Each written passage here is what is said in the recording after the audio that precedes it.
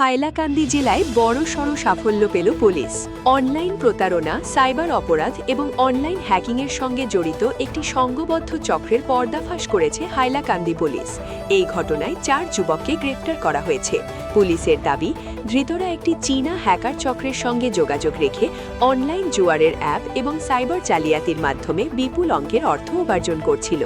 গ্রেফতার হওয়া 4 অভিযুক্ত হলেন গৌরব রায়চৌধুরী, জাহারুল হাসান চৌধুরী, আবু জাহিদ এবং মোহাম্মদুল হানাস চৌধুরী। পুলিশের অভিযানে ধৃতদের কাছ থেকে 2টি ওয়াগনার গাড়ি, 6টি মোবাইল ফোন এবং 4টি এটিএম কার্ড উদ্ধার করা হয়েছে। এছাড়াও তদন্তে আরও বেশ কিছু গুরুত্বপূর্ণ ডিজিটাল তথ্য প্রমাণ সংগ্রহ করেছে পুলিশ, যা এই চক্রের কার্যকলাপ সম্পর্কে গুরুত্বপূর্ণ সূত্র দেবে বলে মনে করা হচ্ছে।